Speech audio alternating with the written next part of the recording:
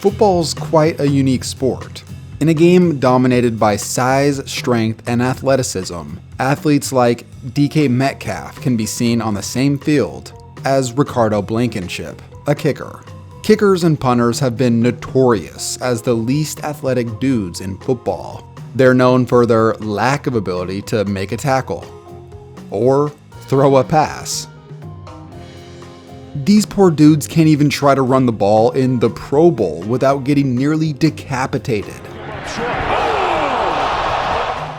Now, I don't want to throw too much shade at these kickers and punters, because this video is meant to give some of these guys props. There are dudes who are not only amazing at kicking a football, but they can show out in other ways athletically. To go back to that hit in the 2006 Pro Bowl, look closely at the punter afterwards. The most impressive part of this whole play was how he popped up. It turns out that the punter who got rocked by Sean Taylor was Brian Moorman. If you remember back in the day, this dude was legendary for his speed rating back in Madden 2008. I always wondered why they had given him that rating, due to the fact that most kickers and punters were slow as dirt. But it turns out, Brian Moorman had legit burners. Brian Moorman to kick it away. Fake. Moorman. First down. When Moorman was in college, he was a 4-time Division II All-American in track, winning 3 straight national titles in the 400-meter hurdles. You want to talk about a crazy college resume, not only was he a national champion in track, but he was also a top 5 punter statistically. The only thing that would have made it better was if he had played for BYU. Now, when Moorman made it to the pros, he became an elite level punter, reaching multiple Pro Bowls, and was arguably the best in the game at one point, achieving a 98 rating in Madden. Tack on that 89 speed as well, and you've got yourself quite the athlete. He even competed in the 2007 Pro Bowl Skills Challenge and held his own with defensive backs and receivers apparently. Too bad this poor guy went bald in his 20s, looking like 5-point vids. Luckily, if you're not bald yet, you can avoid this with keeps. Unfortunately for us dudes, 2 out of every 3 men will experience some form of male pattern baldness by the age of 35.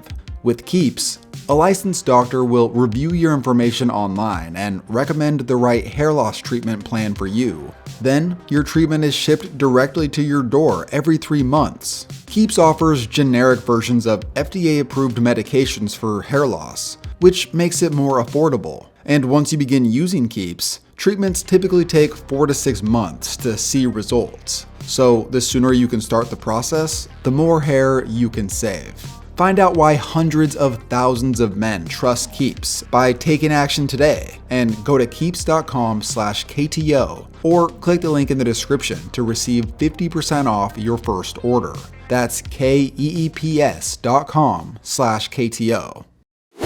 Alright, to dive deeper into this video, I do want to answer one frequent question that I came across. When will there be a hybrid kicker? Essentially meaning a guy who can play multiple positions on the field, including kicker, punter, or both. And based on a Reddit thread that I found, with a couple of responses from former NFL punter Chris Clue in regards to the subject.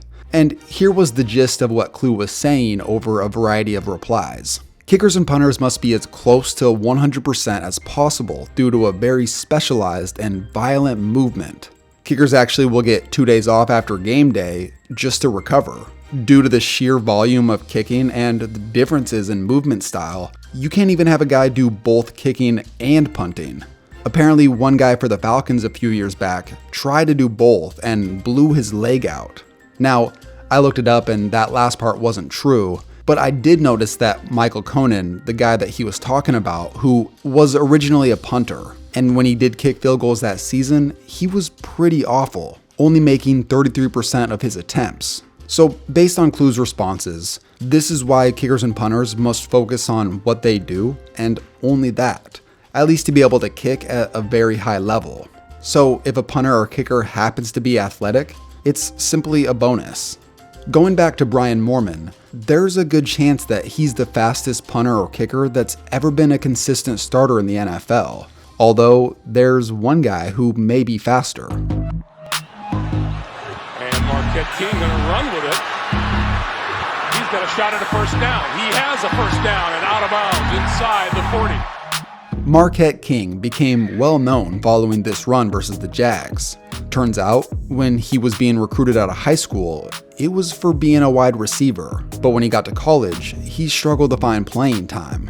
And apparently, while messing around at practice punting, his coach noticed that he had legit talent and actually threatened King that he would revoke his scholarship unless he became the team's punter full time. Long story short, King became Fort Valley State's MVP as a senior and led the conference in punting average. And as far as King's overall speed, he may have ran around a 4.6, but I'm not sure how official that is. Now, there are other ways to measure athleticism than just speed. There's been some rather impressive combine performances by kickers and punters, but Pat O'Donnell in 2014 has to be the best. When you look at his combine numbers, you wouldn't guess that this dude was a punter. 6'4", 220 pounds, ran a 4.6, had the same broad jump as Deshaun Jackson, and did 23 reps of 225, which was more than that year's #1 overall pick, Jadeveon Clowney. Okay, that last stat is ridiculous. Imagine picking a big old defensive end first overall, and then you find out that a punter did more bench reps than him that year. Now, there are other dudes who have shown impressive measurables, but we just didn't see it at the combine.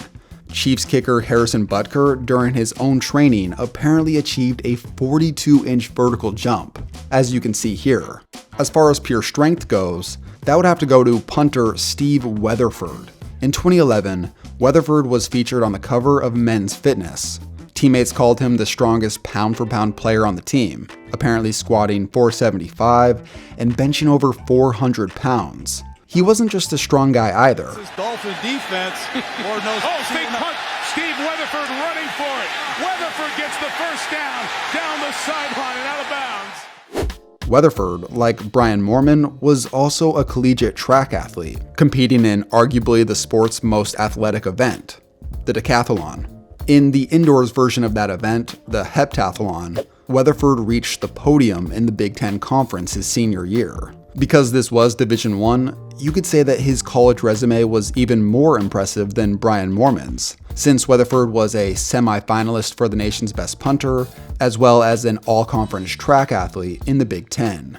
Now, while we can probably determine that these guys I've talked about have the most athletic potential off the field, what about plays made on the field? Ball started out, Hecker to throw it, and we mentioned that is his 8th completed pass in his career, and this one for a first down inside the 20. As far as the two most common non-kicking skills that you see these specialists perform, it comes down to passing and tackling.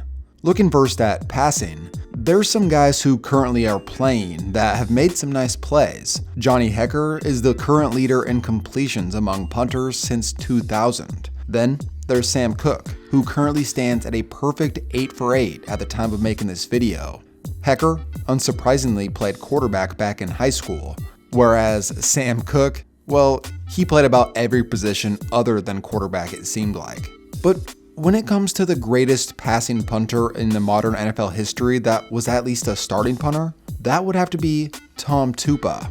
Tupa's career was a fascinating one. In college, he was the 1987 Ohio State Buckeyes starting punter and quarterback. He was a great punter and just an okay quarterback. He was drafted into the NFL for his punting ability.